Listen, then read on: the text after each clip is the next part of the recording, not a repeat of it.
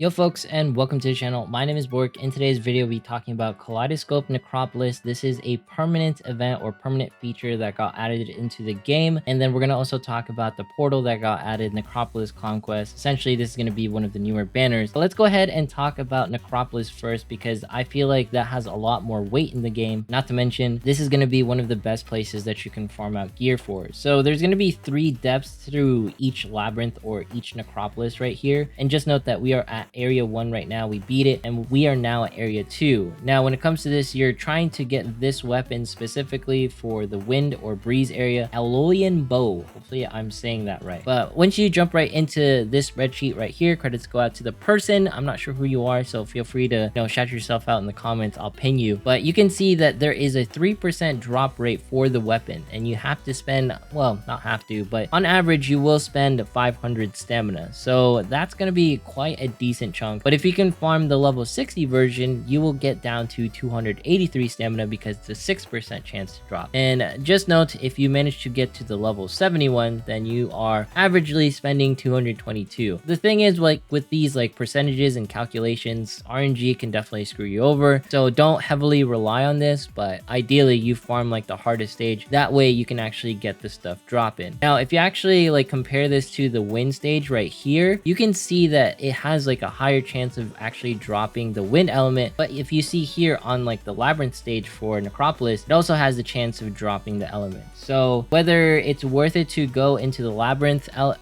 area, so whether it's worth it to actually go into wind labyrinth area to farm something, I would say Necropolis is a little bit better, because you're going to get a weapon that's going to be really good for the longevity of the game. And if you actually jump over here into Pecan's spreadsheets, the team guides and stuff, you can see this weapon is going to be used for the Kelty teams, or you're going to be using it for the Socio teams. By the way, the Socio team right now is a little bit better because we have a lot more of these units currently available. For the Kelty one, we don't have a lot of the units available, so you're going to want to at least get 10 bows. And the reason why you would want 10 bows, let's go ahead and explain that really quick. If you go into your units right here and you go into armaments, because that's going to be the weapon section, and you look at the bow, this is a guaranteed drop. You can see I still need 4 more technical drops of it. So in order to awaken something, you need either Star Steel Ingot, which I don't recommend using, or you get another copy of the item. So for example, these bubbles and stuff, you can already do that. But let's say you have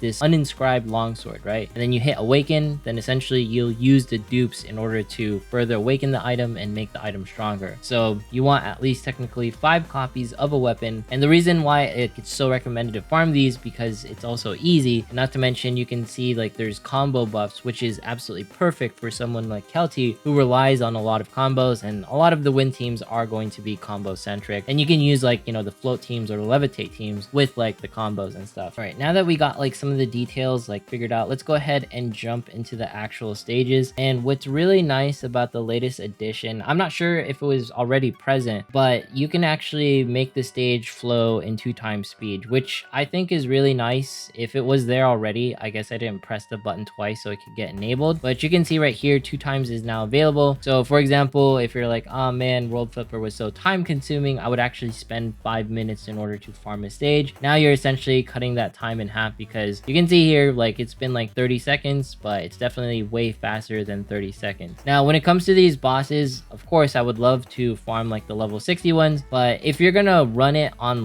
auto, then I don't think you're going to be able to beat the bosses unless you have a very good auto team. And that's just because you're not hitting the breakpoints, you're not timing your skills, this, that, and the third. You're not in the ideal location to use your skills, and sometimes the bot doesn't do the best placement ever. But I just like to play on auto because I want to treat World Flipper as more of a casual end game. As you can see here, we're already halfway down and our units are doing pretty well. I think for this first stage, it's relatively easy to run the game on auto. When you actually fight Regitaire, I feel the skeleton dude, that's when things get a lot harder, because he drops this spirit bomb move, which might one-shot your units, which is no bueno whatsoever. But you can see here, we're not having too many issues. And I think the hardest part really is just getting like the breakpoints, as we talked about earlier. And the ads, they're not really too big of a deal. Oh my gosh, please just aim for the thing. I really want to like turn off like the auto modes, but the game plays so much slower whenever you turn off like the 2 times like sort of entry. But with this should be almost done right here. We get like the little heals off, managed to beat the boss. All right, so I guess this is the part where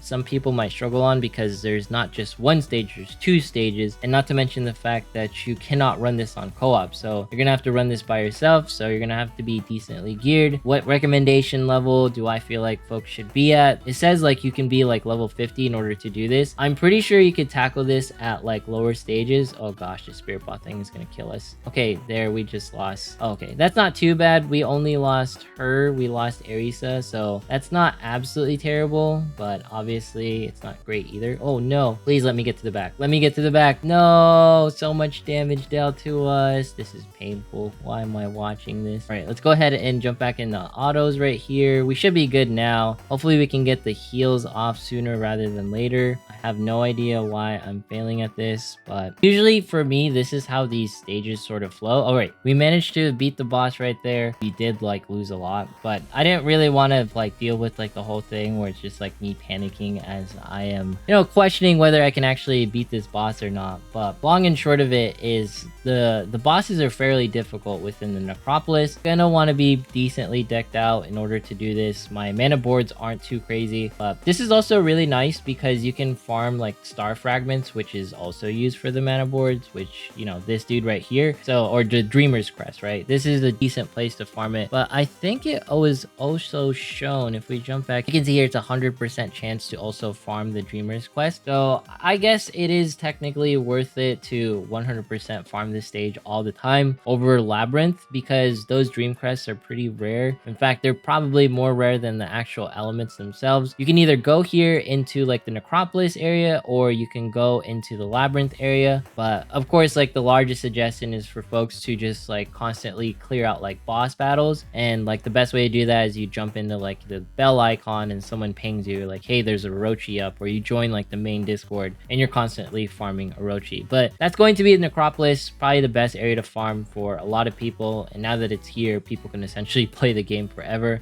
So if we jump right here into the banner ratings by Pecan's Google Spreadsheets, you can obviously see their rating is 3.0. So it's not ideal to essentially pull for this banner right here. And maybe the only reason why you would pull for this is because you really want Furia and you want your win team to have a healer. But outside of that, I guess you could reroll on this banner, but it's really unnecessary for us, all right? So just note that on the left is going to be the JP timeline, and on the right is going to be the global timeline. And this was actually showcased to me as well. This is going to be like the TW timeline. So we could be following something like this similar, but which is funny because we might be getting the Christmas event next. But who knows? Cacao Games has complete control over like what gets essentially released. But we'll definitely keep our eye out on that. But when it comes to the should you pulls for Sonya and Furia for the Necropolis banner, you really shouldn't pull because they're just not necessary and you will have essentially future times. But I guess if you have an itch to pull, I can't stop you from actually pulling in this game. But when it comes down to it, we got pretty much the best content for everyone to farm with the Kaleidoscope Necropolis being added. These are going to be tried and true like endless weapons, because if we actually look at the bow right here, you can see that it's based off combo damage, not to mention wind units. And as you guys know, combo and wind units pretty much go hand in hand with the way Kelty actually operates, or Silty, whichever way you want to call her.